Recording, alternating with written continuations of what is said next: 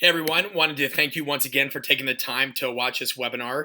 I think that this is an important topic given the popularity of mixed martial arts training, the confusion surrounding it, whether you're an athlete, whether you're a coach. We know that whenever things are very popular, whenever they continue to gain steam for a long time, as mixed martial arts and combat sports have recently, and rightfully so, that there comes a lot of people that want to jump on the bandwagon. Either athlete-wise, everybody's now a combat sport athlete or mixed martial artist, or coach and practitioner wise, now everybody wants to work with fighters or says that they work with fighters. So with that, inevitably comes a lot of myths and rumors. So hopefully this quick overview of a presentation breaks down some of the key concepts and some of the constructs really into a simplified but straight to the point and direct way of explaining what's important and why within the world of both training athletes for mixed martial arts, and if you're an athlete watching this, training for mixed martial arts. So getting right into it, thanks again for your time. Again, I know there's countless resources that you could watch, so hopefully you derive value out of this, and we'll do several follow-up presentations that will dive deeper into a multitude of these aspects. If there's something that you want to hear more about, feel free to reach out to me and give me that feedback. So when we talk about combat sports, we're looking at a variety of disciplines, right? It's not just mixed martial arts. It's all of these things. It's boxing, it's Muay Thai, it's jiu-jitsu, it's wrestling. It's all of these components and constituents, and they're various forms of athleticism and skill expression that lead into truly what we derive is called mixed martial arts. So breaking down some of these considerations, we know that it's unlike any other sport in regards to the physical capacities and the dynamic nature involved. It's represented by more than 8 separate disciplines, and that's a conservative approximation, right? Anybody you ask could dive a little bit more deeply into what they believe is really the roots of a certain fighting style, and they could expand it from there. But the research will reflect that they found more than 8 separate disciplines, and that's fairly conclusive and comprehensive, I think, in the verbiage there. It's gaining tremendous popularity, right? And this isn't a new thing. It's been popular for quite some time now. But to date, MMA continues to be the fastest growing sport in the world. And we know, or you know from competing in it, that each discipline and sport within that domain require unique variances in preparation. Now, for some of you, people that aren't strength and conditioning coaches, that may sound like a lot of fancy verbiage, or it may sound like something, well, duh, we know that already. But part of preparing adequately and part of preparing others adequately is just breaking down, reflecting, and going back to a needs analysis of identifying the most critical concepts regarding sport. So to that point, here are some disclaimers. Hopefully they're obvious, but you never want to assume. So the info I'm going to provide in this short or abbreviated presentation is only a snapshot. There's no perfect answer or scenario for everybody. I'm certainly not a guru. I'm just a coach, and I've worked with a variety of mixed martial arts fighters and combat sport athletes of all times.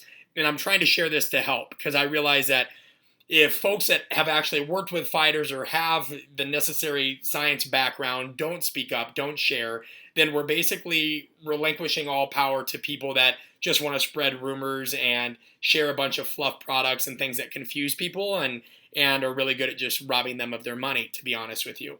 These views are my own and are based off dense and diverse experience that I've had as a coach, that I had as an amateur level fighter myself, and also the research that I've done in this space. So when we lay out a path, right, some of the things that we want to look at, or the objectives in this presentation so that you can follow along, is we want to chart a logical kind of path for the program design, right? What goes into this? And if you're an athlete watching this, it may interest you to think, wow, yeah, coaches look at all these small nuances when they're trying to derive and create a best end result for you. And it's not just click the button and all of a sudden these workouts are generated and we're doing the latest whatever's in men's health or men's fitness. A lot of science and planning goes into this.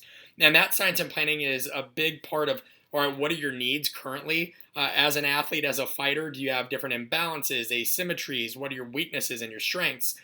We want to talk about some common myths, and then we want to look at key considerations from everything from your warm-up to the workout. Now, again, with this being a high-level overview, we're not going to get super in-depth in any one topic. This is more of an introduction. We certainly don't want to overwhelm anybody that's probably diving into this for the first time. At the same time, if you are an advanced level coach, again, we're going to be coming out with more products and information and webinars and resources in the future, and your feedback is certainly welcome. So just going into how I look at, my MAPS approach, right? We talk about systems a lot in strength and conditioning, but I look at this as MAPS. Now, think about when you're writing a program for an athlete, right? Or if you're an athlete watching this, your destination, parts of it can seem familiar and some can seem very foreign to you, hence this map of China here. And whenever you're trying to make sense of a new destination or just a place that you're trying to navigate, it helps to put things into scale, right? And that's the legend that shows you, hey, what's the distance between these points? What are the easiest routes we can get across? And if those routes, if we come across different obstacles, how do we get around those things? The point is it lays everything out in scale. It gives you a broad level overview, and it gives you options. Every great program has got to give you options, because when we train fighters, when we train athletes of any kind, nothing ever happens according to plan, or it very rarely does. Exceptions may exist if you're in a setting that, you have your athletes isolated, it's a lab, but that is the exception. That is certainly not the norm. So when I look at these things, I break down the acronym as this: MAPS derive meaning. They give you a clear layout of what you're looking at, right? What phase, or what's the overall strategy? What's the breakdown here to get us ready for fight night? They're adaptable, and we mentioned that previously. So we should be able to take different paths to achieve a desired result in great programs. Something I tried to put together for the Savage and Simple program. You got to give people options. You have to help them auto-regulate, which of course is just a fancy term for adjusting based on the needs of the day and how you feel at that point in time. It's absolutely critical for combat sports. They have to be personalized to a degree. So these changes have to consider your unique fighting style, injury history, and what have you. And then they really do need to be simple. Simplicity is the ultimate sophistication, right? It's very in vogue now in strength and conditioning to create very complex spreadsheets. And I shouldn't even say it's in vogue now. It's always been an obsession, and it certainly was for me at some point in time, and still continues to be to a degree depending on what I'm working on. But as fighters and athletes watching this, you guys over and over again give the feedback that you want it simpler. You don't want to think, and that's key, and that helps us as strength coaches, because a lot of times we like to get bogged down in our own kind of nerd land and not really do as good as we could at making it meaningful to you. So common barriers to making a great program, right, is we want to accomplish everything and we don't have much time, right? And that's why we have to have this kind of balanced approach, or what I called conscious coaching. We have to have a big picture overview of everything that's trying to take place here and say, hey, what does it take either for me as a fighter to get to where I need to be, or for me as a strength coach to get my fighter where they need to be? And it takes recognition of all these components: assessment, planning, your strength and power work, your energy system work or conditioning, and then your recovery. Those are key components. So we're going to breeze over a couple of these because, again, this is just an introduction. But we look at program design basics. Let's talk about planning first. So I always say this is a lesson in balance. And when you look at this, think of it as quadrants, so to speak. So we have the athlete and client goals defined. We know what they need. We know what they want. We know what they feel has caused hiccups in the past and caused them to lose bouts that they thought they should have won. We have a timeline, right? That's very concrete, usually very concrete in the fight world. We know when fight night or the day of the fight is going to be. Logistics, space, and equipment. It would be nice to think that we all have access to the best facilities and world-class tools and toys. That's not always the case. Now, if you have them, by all means, use them. Implement them ethically and responsibly. But if not, and guys, if you're a fighter watching this and you think, man, I have a little more than a basic MMA gym with some weights, that shouldn't be a concern. You're going to be able to get a lot done there. And then we look at the assessment on our part. So us as coaches may have an idea of what you guys think you need and you desire, but we're going to look at you through your biomechanics, through various tests that we employ as well, to see what you really need and match those together. So a key, and if you're a fighter watching this, a key that I want to get across to you is trends and fads should never dictate your program, but they often do. Fighters, you know that you work, compete, and play in a copy the leader kind of sport. If the current champion in any weight class does not weight train, Now all of a sudden everybody thinks weight train, oh, you don't have to weight train to be world class. You don't want to use that as a model for success.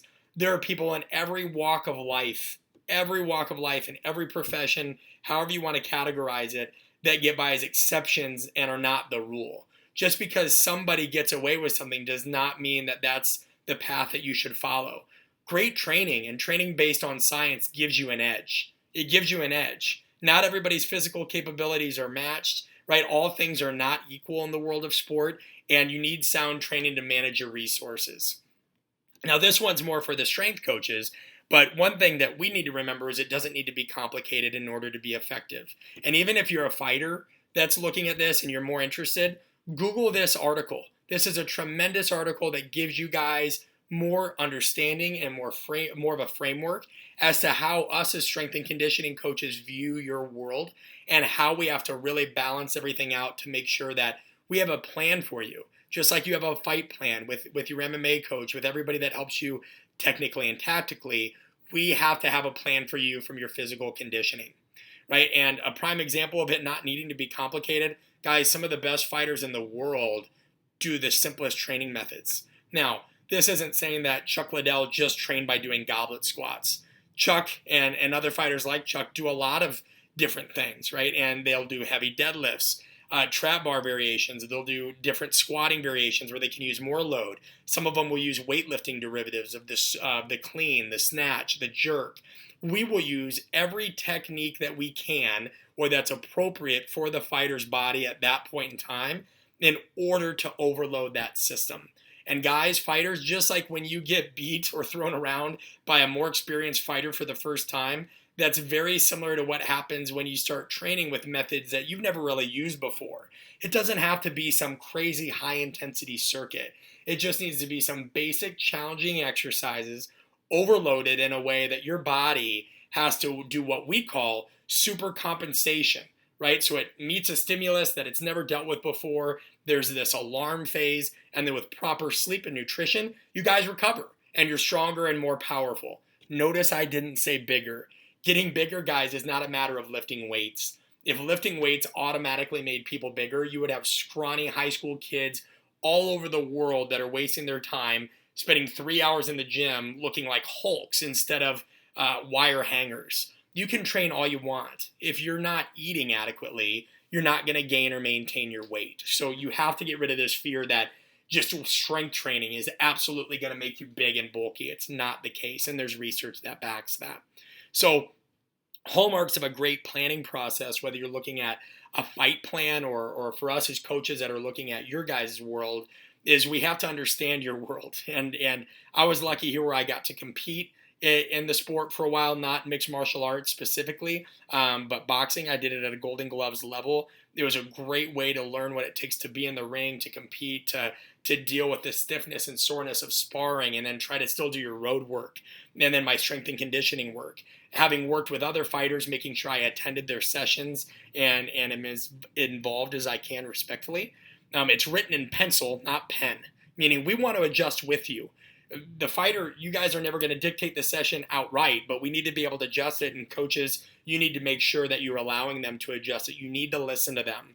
All the research in the world will not matter if it doesn't balance up or line up with your athletes and their needs and unique circumstances.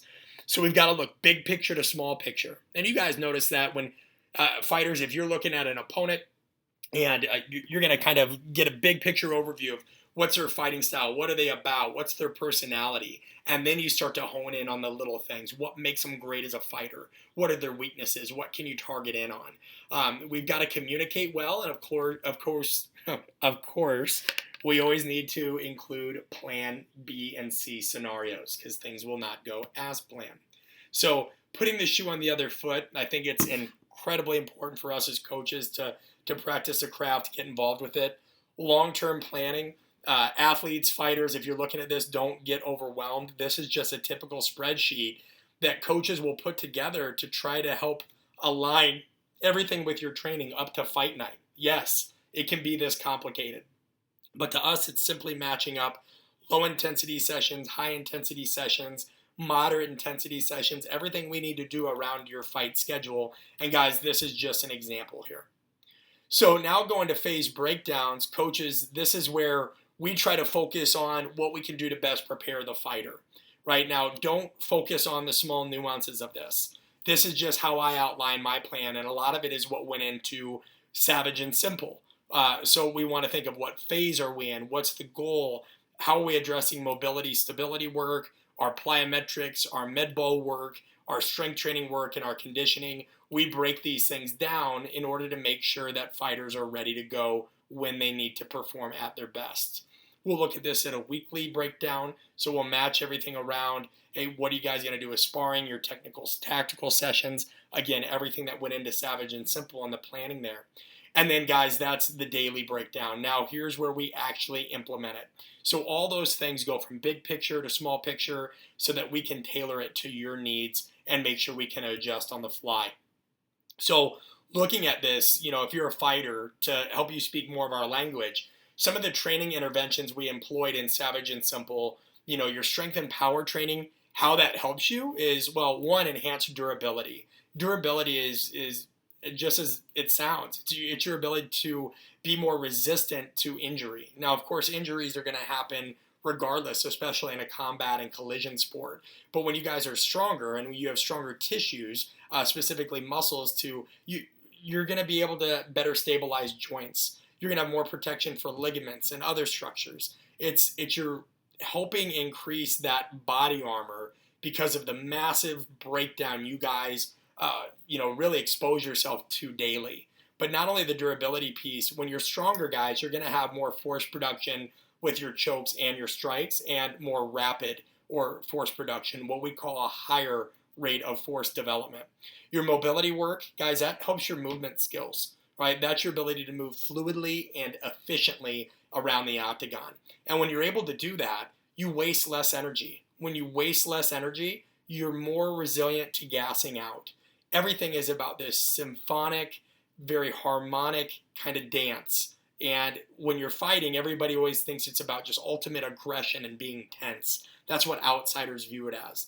Coaches involved with the sport, fighters, you guys know better than anybody. It's really about rhythm and flow. It's about being able to be fluid in everything you're doing and evasive when you need to be and aggressive when you need to be. Our energy system training or conditioning, that goes into our enhanced stamina and your recovery. And then, of course, body composition management. Guys, we got to make sure we make weight, and it helps our efficiency from a pound for pound standpoint. Whenever we're carrying around a lot of fat mass, we're not going to be as strong, as durable, or as just efficient as possible, and we're going to have a higher likelihood of gassing out due to a variety of mechanisms within the body. So I think this slide is important to help you guys understand how some of the things you're doing within Savage and Simple, if you're doing that program right now, and how they help. Coaches, if you're just trying to refresh, this is going to be pretty self-evident for you. We understand how these interventions can help us. So now looking at strength and power, what we consider to be the foundation of athletic performance. And when I say we, I talk about other strength and conditioning coaches and people within that realm. So benefits, fighters, important for you to understand this. It is really the foundation for the development of power. I know that it's very in vogue for fighters to think I'm getting more explosive, I'm getting more powerful. Guys, you have to have strength to be powerful. That's when you look at the physics, when you look at what comprises power, right? It's force and velocity. Force, whenever you guys are stronger, you're able to develop and create more force. And then it's about making that firing frequency and efficiency more effective, more robust. And you have to think of it this way. If it was all just about being explosive and fast, I mean, this might be a poor analogy, but I think you're really going to get the point. You can have two vehicles going 45 miles per hour, but it's going to be the one with a bigger frame and more powerful engine that is going to hurt a heck of a lot more if it hits you than a little Volkswagen Beetle or some energy efficient car. Now you can say, well, that's a bigger car. Even if the cars are equal size, guys, the one with the bigger engine is going to be able to pack a bigger wallop. And that goes into the momentum they're able to generate beforehand. That goes into the nature and the impact. But the thing you've got to understand is power, the equation for power does not work without force. And greater force is derived from doing strength training. It does improve athletic performance. There are decades of research that are showing and have shown for a very long time that the stronger you are, the better you'll perform in a nature and a wide variety of sports. Uh, of course, does that mean that you can take the worst fighter of all time? I need to offer this disclaimer. They're going to strength train and all of a sudden they're going to be world champion. Absolutely not. But when you're looking at these things and you think, how can I develop an edge? How can I maximize my own potential, your own potential? Upgrading your system neuromuscularly, right? The signals that the brain and spinal cord send to the muscles and at a muscular level are always going to help you be a more dynamic, explosive fighter. When you think about this, guys, a punch is delivered anywhere from 5 to 250 milliseconds. 5 to 250 milliseconds. Some of you can't even think that fast. So knowing the importance of rate of force development, there's that key word again, force development, hence the necessity of strength. And then our programs, just because we're not trying to train you like powerlifters, we're not trying to train you like weightlifters, right? We're going to have plan B and C scenarios to make sure everything's right. And we've included those in Savage and Simple as well. So nerd grab time, don't shut down if this isn't your space and you're a fighter watching this. All we're trying to do is shift this curve over. And what that means, guys, is we're trying to get you to express your natural capabilities at a faster and more efficient level. Okay, so, and you can do this with training. You can do this with training. This is detrained, right? This is trained. So this is just saying the signaling to the muscles, whether that's you trying to evade, whether that's you trying to block, whether that's you trying to grasp, grapple, strike, anything. You're going to be able to do that at a more efficient level, more explosive level, more dynamic level if you are strength training appropriately. Don't believe me? Okay, again, there's a lot of fighters that we can look at, the ones that have strength training, ones that haven't, but I think you're able to isolate the ones that can deliver some pretty violent force and have lasted quite a while. And I think Tyson was always kind of that. He was always that cornerstone of that idea. Now, there's a lot of other things that went on with Mike Tyson's life, right? We can get into the mental piece as well, but nobody can deny the speed and the explosiveness that he had. That wasn't just genetic. That plays a large part in it, but he also trained. We talked about horsepower and efficiency. What we're trying to give you guys as fighters is a more powerful engine, but we also want it to be efficient. So if we can give you the engine of an F-150, that ability to generate that much force and power, but we can give you kind of the fuel tank, if you think about it, of a hybrid vehicle where you can go hundreds more miles than a traditional car. That's what we're trying to achieve. And it shouldn't go without mentioning that being stronger will help your endurance 100%. Guys, when you're stronger, everything that you do is less relative effort compared to a weaker version of yourself. And if you want to think about it in the domain of another sport, so you can understand, and then we'll tie it back into mixed martial arts. If I'm a cyclist and I'm pedaling up a hill, well, if I have stronger legs, each stroke of that pedal becomes a bit easier because I'm delivering more force. Thus, it's less taxing on my cardiovascular system. Guys, it's the same thing with you. When you have stronger legs, a stronger trunk, so you're able to transfer that energy more efficiently, stronger trunk, stronger shoulders. Whenever you're delivering a punch, guys, it's going to do more damage. Whenever you're grappling, it's going to feel tighter. It's going to constrict everything at a much greater level and put them under a higher level of discomfort is probably a better way of phrasing it. But not only that, guys, just your movement in general. As long as you have a high level of movement efficiency, and then you have strength to back that, just the relative ease at carrying your body weight. Again, this is why fighters have weight classes. If strength didn't matter, and we can isolate this point very easily here, if strength didn't matter, there wouldn't be weight classes because it wouldn't matter how tall they are, how small they are, how much weight they have on you. If strength didn't matter, there would not be different weight classes. So some different programming considerations. Coaches, this is important to consider, and you'll see this reflected in the Savage and Simple program. You shouldn't really have more than 4 to 6 exercises at most. Of course, if you have a fighter that has some injuries and some little things you need to work on, you can put together a supplemental routine, but by and large, the main program should be simple. Flexible, give them options for loading. You can't treat these people like a drill sergeant and say you're only doing this kind of exercise. Watch them move, look at their body, and make sure we're programming it effectively. This is why in Savage and Simple, there's many different options they can choose from. A mixed method approach tends to work best both from a periodization model and your exercise selection.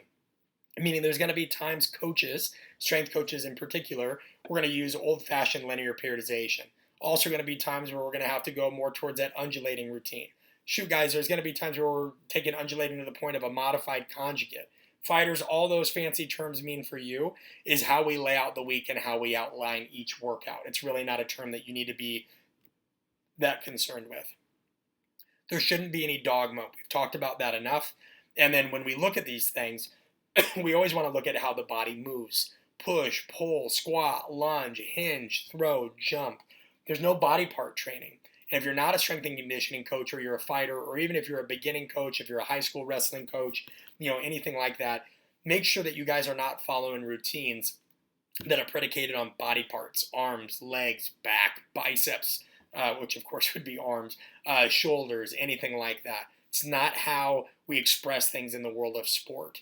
We want to think pushing exercises are going to be your bench press, your push-ups, your overhead press. Pull will be your rows and your pull-ups. Squatting variations, both double leg and single leg.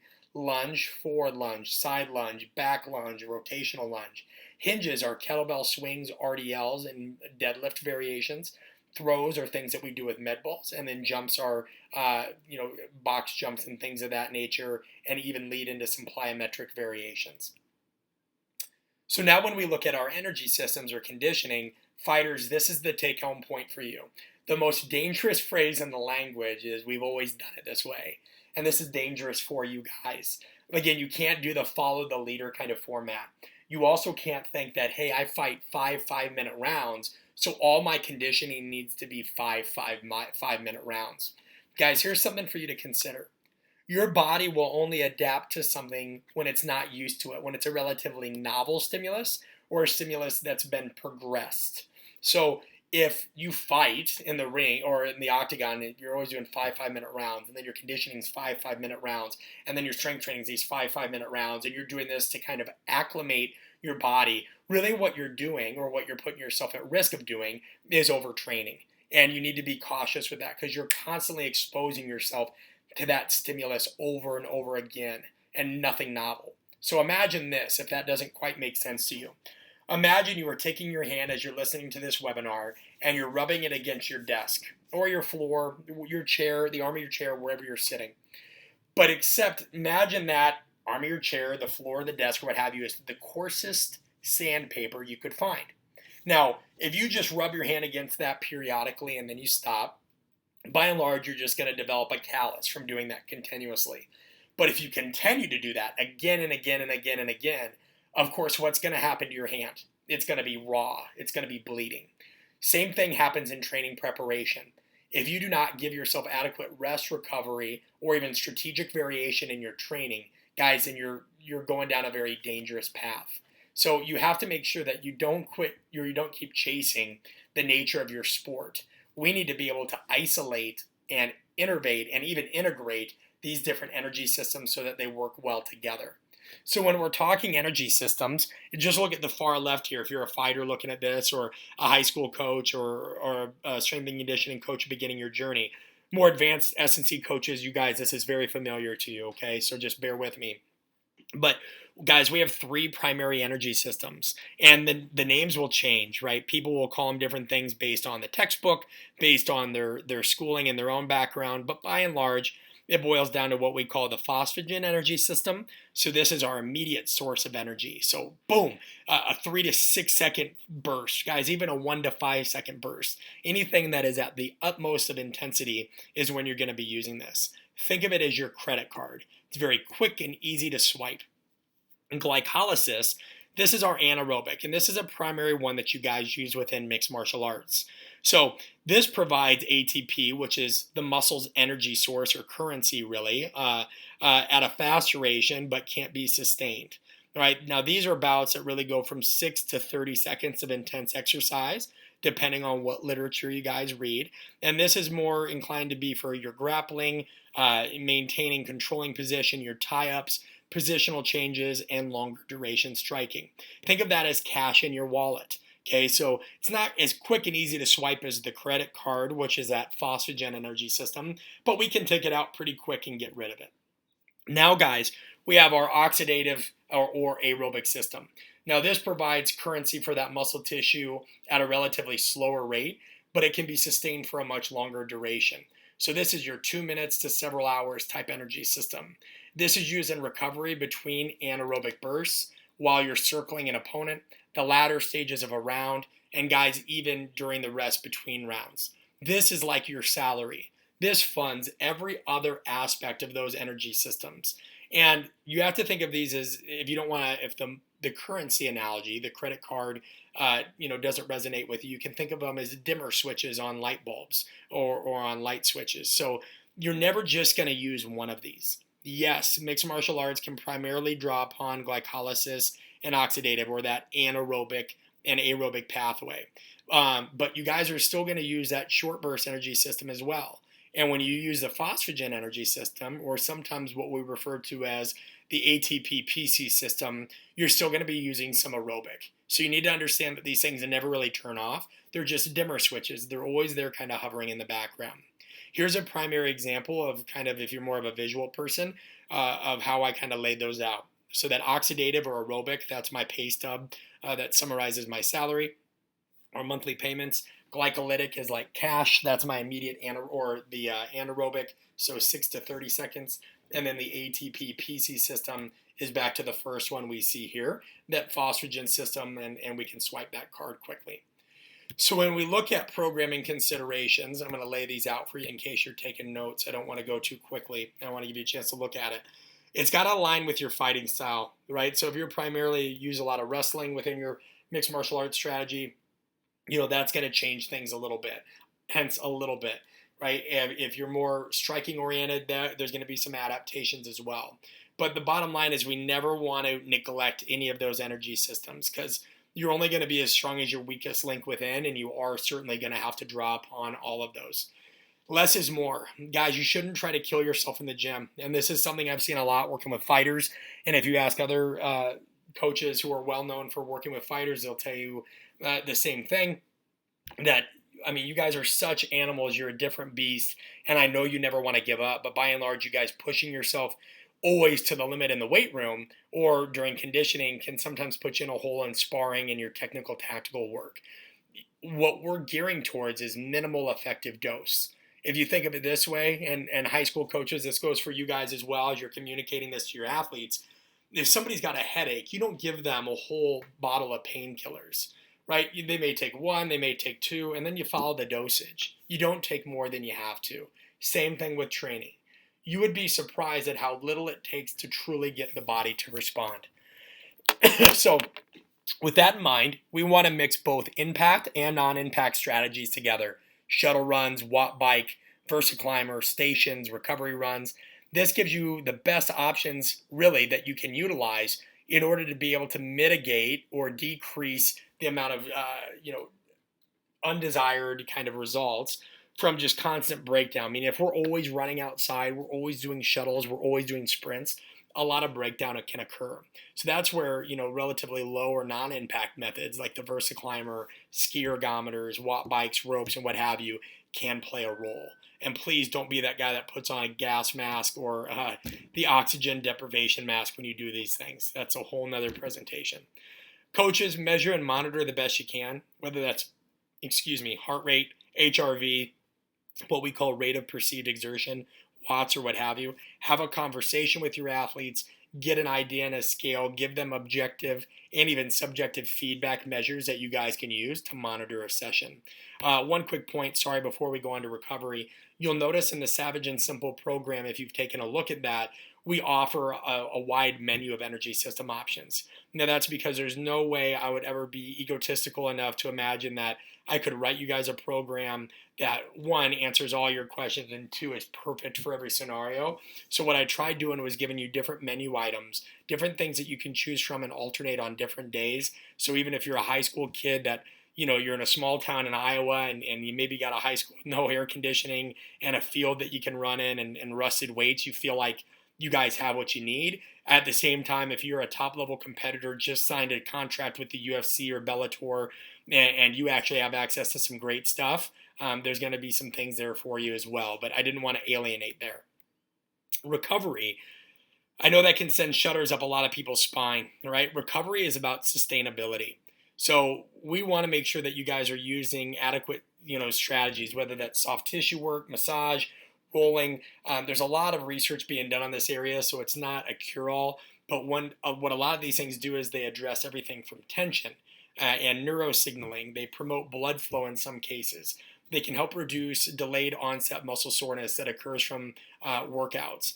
They can show short-term increases in joint range of motion, which is hugely and vitally important for your guys' movement, efficiency, and fluidity. And you know what, coaches, this stuff feels good to the athlete. So the placebo effect, the nature of them feeling a little bit more loose and what have you, even though we know that we're not making long-term tissue changes, is valuable in and of itself. It's teaching them good strategies to at least, even though we're not saying that we don't have enough research to say that this cures things or prevents things, it does address things. And I think that's important to know that some of this stuff that we do is all about management of certain circumstances and making sure things don't get worse, even if we can't say wholeheartedly and fully and objectively that we're making them better. Another strategy is hydrotherapy. This is tremendously valuable, especially with fighters. Reduces muscle tension, will deload the spine and the compressive forces. It reduces stress, blood pressure, and anxiety. Full transparency here, I know for some reason water is one of the only things that really gets me to switch off and relax, in addition to my training or what have you. But some people, there's just a very therapeutic and calming effect about being in water. Promotes healing via enhanced circulation. That's going to be dependent on water temperature as well. And then releases endorphins, which are a natural pain reliever. And coaches, it can be a tremendous asset to you and your fighters, just altering a day of training, getting them out in the pool. You can still do some jumps, range of motion exercises, and a variety of strengthening and conditioning work out there. And it's just great variety, not to mention the fact that it'll give them access, if it's outside, to some vitamin or some sunlight, which helps vitamin D absorption and creation, which has its own benefits within performance enhancement. Don't forget about fun and active recovery. The fight game's serious, right? And you guys that are fighters know this. You know what the taste of your own blood is like. You know what the focus is like. But you also know the importance of relaxing. You know the importance of not being tense. I remember before I fought, when I first started boxing, I would listen to DMX, It's Dark and Hell is Hot on repeat. And I would have my hoodie on, my mouth guard in, and I'd be doing double unders, on the side, just trying to keep my blood flow up, hitting mitts. Yeah, and a lot of this was just getting rid of anxious energy and getting fired up. But the issue is whenever I went into the ring, I was so out of sync. Now, thankfully, I still had success in many of my fights, but I was so out of sync that it was a miracle in some instances that, people didn't get the better of me more often. And sometimes they did, right? So you have to make sure that you're doing things that just kind of get you in that flow, that relaxed state, reduce stress. Another thing is it facilitates the use of a lot of different locomotive patterns. And my advanced strength coaches watching this, you know how important that is, especially with fighters who are so routinized in what they're doing. And mixed martial arts is great, gets them on the ground, rolling, tumbling, moving side to side, rotating. But even then, it's still that they're getting that same exposure again and again and again, switching some things up, making them cover different distances, cut, sprint, all these kinds of things are all different and welcome challenges to the body.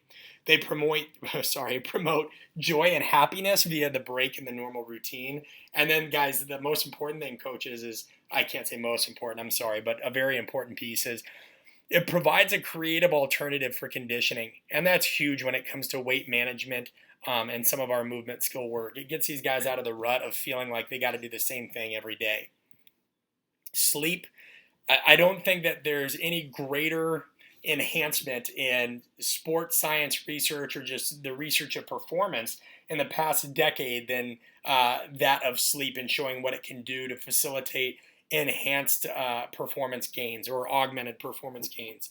So when we sleep, guys, you facilitate higher levels of growth hormone release. And advanced strength coaches, again, I'm sorry if you guys, this is all kind of rudimentary to you, but it's good review for all of us. It improves our reaction time. Research shows that an all-nighter or getting less than 5 hours of sleep can reduce our reaction time up to 300%. Fighters Think about if an opponent landed 300% more punches on you than normal, or kicks, or strikes, just in general, right? To use common terminology. That's devastating. There's a reduction in acute injuries when people sleep better. Why?